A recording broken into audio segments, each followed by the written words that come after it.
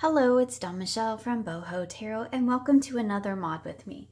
So today we are going to be edging the beautiful Forest of Enchantment Tarot. Now this is a deck that I haven't had for very long.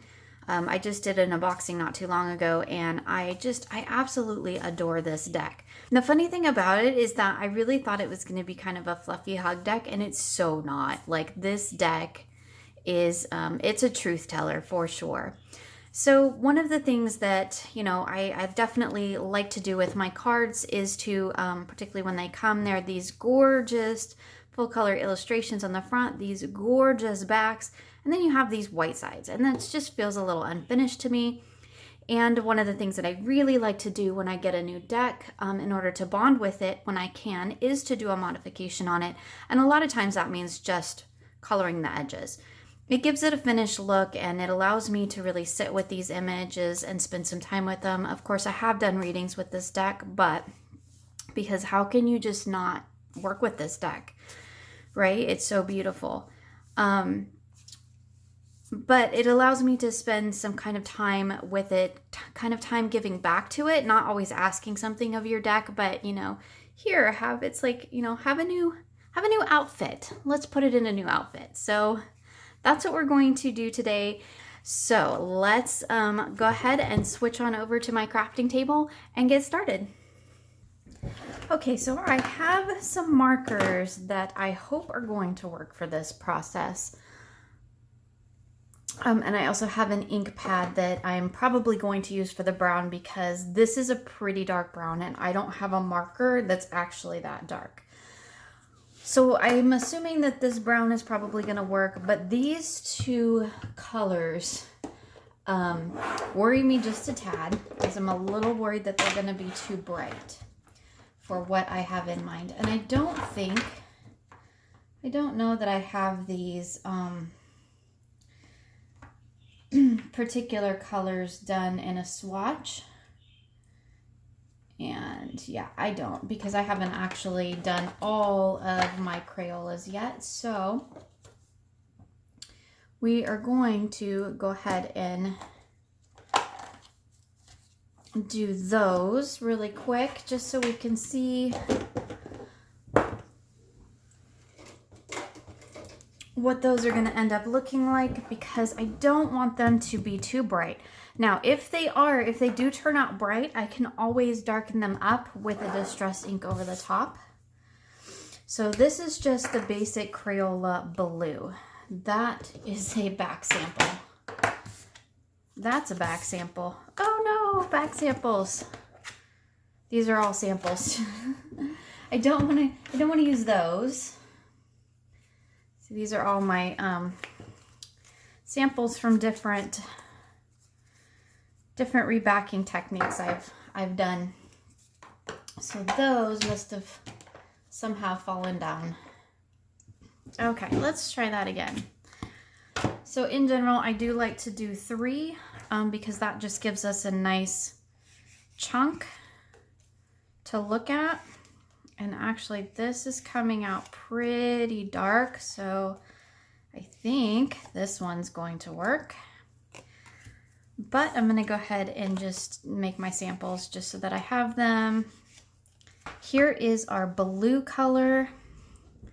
Let's go ahead and maybe we'll just put these together, and we'll pull up a card and try to get it to focus. And I think that, I'm not sure if those will really show up on camera, because again, it's just two cards. It's just giving up it's a sliver, but I think that that's going to give me the look that I'm looking for. I think that's going to be a close enough color match that it's going to work. So that is close enough for me. So I like those 2 colors. And I've been trying to think about, so I've actually been thinking about this for a couple of days. What do I want to do with these cards? Because I do want to incorporate that blue, that green, and that brown. Where normally I would just like section the deck off into 3 piles, and I do each card, each section, a different color, and that does give you that variegated color look that does look really nice on a deck. It's the process that I did recently on my Isidore Tarot. And I do, in general, really like that. And when I work with multiple colors, that is kind of the process that I tend to follow. But with this particular deck, I want to pull in those 3 colors on the sides of each and every card so that when the deck is held together, that you're not getting that variation in color from card to card. You're getting the variation in color as it bleeds from one to the other, and then back again is kind of my thought.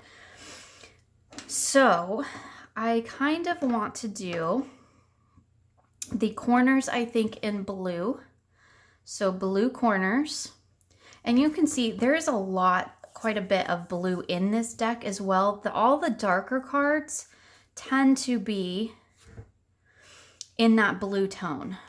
So a lot of times when you find cards like in this deck that have that darker tone, they do tend to be a blue color. Whereas then we also have cards that are kind of in the mid-range that have this green color. And then we have cards in this deck that have this kind of brownish color. So there's another good one. So you can definitely see those 3 colors kind of represented throughout the deck, as well as on the back of the cards. And that, when you start looking at it in terms of just looking at the color tones, just looking at the palette, that becomes really apparent. Of course, we do pick up, some oranges and some, there's a very orange card, but still encased in that brown. We have this one white card. There it is. Our Weaver of Challenges is kind of a really white card that really does stand out amongst all the others. My Crayolas are rolling away. But in general, the color palette for this deck really is that blue, green, and brown, which we see here represented on the back. So I think that this is going to work really well in terms of having the deck having 3 colors on every card and having it be a tonal shift across the side of the deck rather than vertically as we usually get. So my initial thought, because the colors in the back of the card, the blue tends to lead primarily towards the corners. So I'm going to do the corners in blue, and then I want to fade into the green on either side of that, so that primarily we will have the blue-green on the sides, and then I'm going to pull the brown into the center, which in the short sides, the top and bottom of the deck, it might be that might be difficult to do, but we're going to give it a try.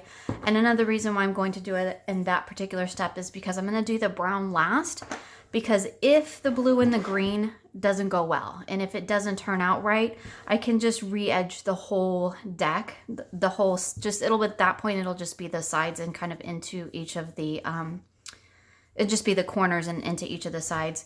I can just go ahead and re-edge it all in brown and just call it good. And I think brown would look stunning on this deck too, particularly a dark brown, because it would definitely pull in those darker tones that we see in the owl, which I think would be really beautiful as well. But just to do something fun and different, I thought I'd pull these in, and I might, if they end up being too bright, I might use a lighter brown over the top to tone them down a little bit with this darker brown in between. So this could be a very long process. Don't worry, I'm not going to make you sit and watch the whole thing. We will do it in steps and stages as I normally do. So I'm going to set the deck aside, and we are going to move our other markers. And now generally I would do half of the deck at a time, just so that we can see how it's going to go. But what I'm going to do this time is I'm just going to do like a third of the deck to start with. And I'm going to do a third of the deck all the way through, because then if this doesn't work out, then I can go over it all in brown. And I haven't done it for 78 cards. I've only done it for roughly a third of the deck. That's just going to save me a little bit of time if this doesn't go well. And then if it does, then I can just sit, and if this turns out great and I love it, then I can sit and do the rest of these and it's no big deal. So that is kind of the plan, because this is a new process, one I've not done before. That's the plan, man. Let's try it. Let's just see what happens. I want them to roughly bleed into the same area, so I'm going to try just to be really careful about this and do the same amount on every card. So we're going to do these corners in blue. And again, trying not to go too far into either corner, but making sure that I am getting that color that I want. Now I am gonna just do all of the colors, all of the blue at once, then all the green, and then all the brown, because trying to go back and forth between the markers is just gonna take longer, I think, than just, you know, holding one marker, doing it in hand and calling it good. I'm also using less of the blue than I am of any other color, because I think that this is going to be the brightest color, and I think it just needs to be an accent, not the whole thing. And I can tell in some of them I'm getting further down the one side than the other. And this is new paper, new cardstock to me. I've not worked with this Llewellyn cardstock before, so I'm definitely hoping that it takes the Crayola okay and the stamp okay. So far I'm not seeing any bleeding, which I very rarely get bleeding with the Crayola. But just to be sure, you know, I want to make sure that I'm being careful. But it seems to be taking it really well.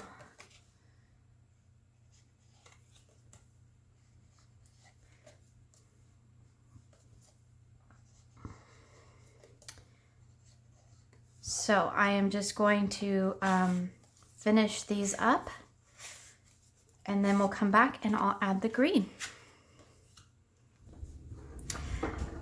Okay, so I have finished doing the corners in blue in this sample selection, and I would pull them into the camera, but I'm pretty sure you can see that. That is a very distinct blue, which I think actually does match really well.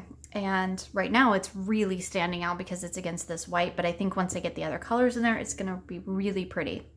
So I did try to keep them as even as I could, but you know, you can probably tell there are some places where it went over a little bit more than I wanted it to, but that's okay. So now what we're gonna do is we're gonna take the green, and we are going to repeat the process, but just do the, we're just gonna do a little bit here and a little bit here. And I don't know how much of the brown I'm actually gonna be able to get on the top, because the tops and bottoms are, you know, they're thinner.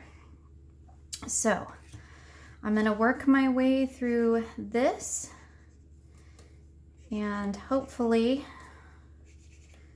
not, I would say not ruin my deck, but can't really ruin it doing this, because I can always go over it with a darker color, which is why I start with the, even though these are actually fairly dark colors, I'm starting with the lighter colors and I'll be finishing with the darker colors, so that if it doesn't work out, I can just, like I said, go over it all and call it good. But so far, I think it's working. I think it's gonna work out. We shall see. I am trying to, not write on my cards, I am trying to blend it in with the blue. So there will be a little bit of a blue-green blend, because I do want it to, you know, blend together. I don't want it to be super obvious that it's a line. I want it to really merge together and be very, very flowy, very natural. Okay, so I'm gonna finish up the green, and then we'll take a look when I get these done. Okay, so I've got the green on, added on, and you can definitely see that it is not, it's not merging. It's not blending quite as much as I was hoping it was going to, but I think I can fix that. So what I'm going to do is to actually go ahead and I'm going to try to do a distressed ink over the top of this. So what I'm wondering is, tea dye I think is going to be too orange. So what I'm wondering is if I just, now generally, you know me, I would not recommend doing a stack of cards, but when I do this antiquing, I do use, I do them in a stack like this. Whoops, because I'm not actually edging, I'm just trying to keep them together. And I am gonna have to go through and wipe them off real quick because my fingers are gonna be all brown. I don't want that on the fronts of my cards, but I think that is going to work. Now this would not be something that you could do with permanent marker, because like Sharpie or anything like that, because that dries instantly, whereas the distressed inks, they don't dry super instantly, so you can kind of fudge it that way. And I do have a whole video on the this sort of antiquing process if you're interested in seeing it like for real rather than me just like haphazardly doing it here. Okay, so let me pull them in a bit closer so hopefully you can see here. So it definitely helps blend it a little bit better, and the more I do it, the better it will get.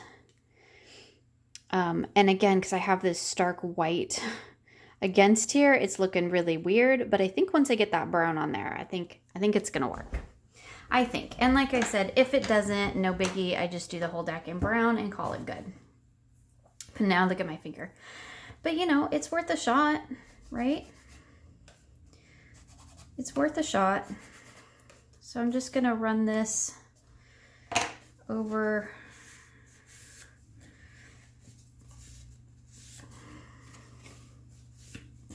the white spots,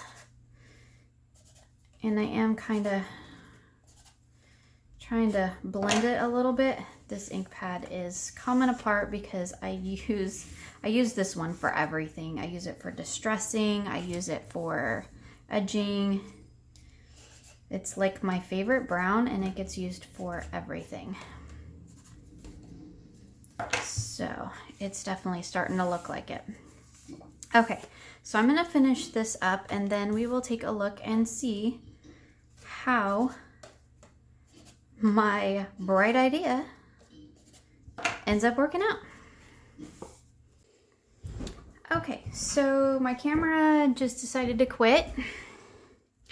I have no idea what I got on here. So basically what I'm doing is adding a quick layer of the distressed ink gathered twig over the top of these cards, just to hopefully blend that quite a bit better, because it didn't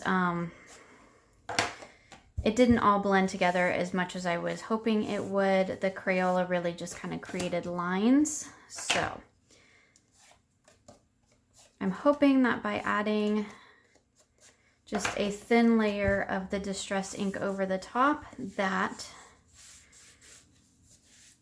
I can kind of blend those in a little bit better. And since I have a stack of them done, let's just see. Oh yeah, well, there's probably not enough for you to tell, but that is blended so much better. And I am in person, I don't know if it'll pick up on camera, it might once I get them all together, but in person, I can definitely see the the slight change in colors, but it's definitely blended better. So happy with that. Going to finish that up. And then we'll check back in. Okay, that's the last coat on, and I still have 4 coats of ink and still have places I need to touch up. But that turned out a lot better. That really helped blend those colors in. I'm not even sure if it'll show up on camera. I guess it kind of does. But that definitely helps to blend those in. That card has an issue right there. Just need to fix that one. But that was kind of more what I was hoping to get, was this blended effect. And I probably could blend them even a little bit more. So because I've had to do this in multiple stages now, I'll fix this one later. What I'm going to do is I'm going to finish up the rest of the deck. I'm going to basically follow the same process. I'm going to do the blue corners, then add the green accent. But this time I'm going to take just a basic brown Crayola and I'm going to add that brown in the center. And then I'm going to go over the whole thing with this distressed ink. And I think that will be a little bit of an easier, faster process because the markers actually go a lot faster than the ink pads do. And so I think that will work a lot better. Again, like I said, I have a couple areas that I need to touch up, but that was getting closer to what I was hoping for. And yeah, so I'm going to go ahead and finish it up. And these are still wet, so I'm going to set those ones aside and let them dry. And I am going to basically finish up the deck. And, you know, I'll throw these in here so that we can see how these look. If I could actually get on camera would be nice so you can see. I mean, of course, going from the white to the multicolored dark tones is a huge difference, and just throw those cards anywhere. It's a good thing my cards were all mixed up anyway. I need to stop playing with these because they are so wet, and I'm going to end up ruining them. But okay, enough play. Well, let's play with markers rather than me playing with throwing cards around.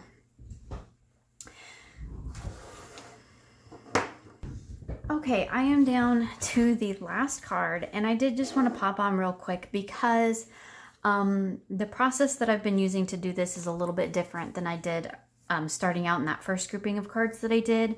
So I did just want to come on and note that just in case anybody else was interested in doing this process. So basically for all of the rest of the deck, so all the rest of these cards, what I did was I just laid all 3 of my markers out. And I went through and did all 3 colors on each card at once. And even though I had mentioned that this may not be the most efficient method, I found that it actually was. It's quicker to do this than to do all the blue on, you know, the whole deck, and then to come back and do all the green, and then to come back and do all the brown. So this was actually way quicker. So highly recommend just doing them all at once, and then I wipe them all off. And this is why my hands look like that. So I have the deck all done with, while we're here, might as well just show ya, with my 3 colors, which, you know, actually it doesn't look too bad even just like this, but when you compare it to the version where I have blended the colors in a lot better with that brown, my fingers are totally in the way. So you can see, I think that the blended version looks a whole lot better. We're just getting those hints of color. They're not like slapping us in the face. So I am going to go ahead at this point and distress ink this all of these cards just to add that layer over it. And then probably let that dry because this is a lot of ink to be on the edge of the card. This is a lot of layers. So I will probably let them dry, and then we'll come back and take a look at the whole finished deck. Okay, so I have finished up the whole deck, and I actually ended up using the 3 colors that I showed you to do the wraparound color. I darkened it and blended it in a little bit better with the Distressed Ink Gathered Twig. And then because it is the Forest of Enchantment deck, I added a little, I rubbed on a little bit of the Galaxy Gold in the Brilliance Dewdrop. And let's just take a look at how it came out. and I do actually really love it. You can kind of see those flecks of gold picking up in there that I rubbed over the top of it. So you can see it has the blue corners going into the green, into the brown, back into the green, and into the blue corners. And we have that same layered effect all throughout the sides. So that one has lots of gold that it picked up on there, which is really pretty. So that just added, you know, there is gold in the titles down here. So I thought, well, because it's the Forest of Enchantment, I thought, well, I'll just throw a little bit of gold shimmer on there. I didn't want the whole sides to be gold because I wanted to retain that lovely melding of colors on the back. But I did want to give it just a little pop of something special, a little pop of magic. So I think it looks great with the backs. Get my fingers out of the way here. And then you can see when we turn the deck sideways, you can actually kind of see where it's picking up that pop of colors, where you've got the darker, and you can definitely tell between the brown and the other two colors, where you can kind of see that in the middle there, which I think is just really cool. So again, just a gorgeous deck. This was actually quite a lengthy mod, and my cards are all different ways now. I need to go through and reorder them because I don't, not reorder them, but flip them all around because I don't read with reversals. But this was actually a really fun process.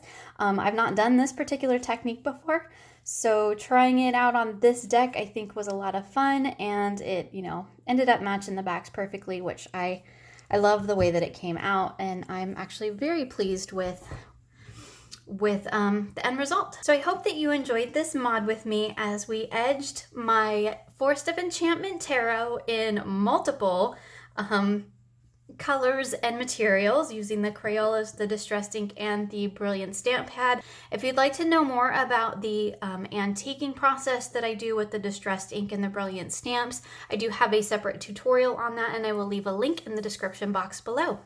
So thank you so much for joining me. I hope you enjoyed this video and will join me again soon for more creative tarot for an inspired life.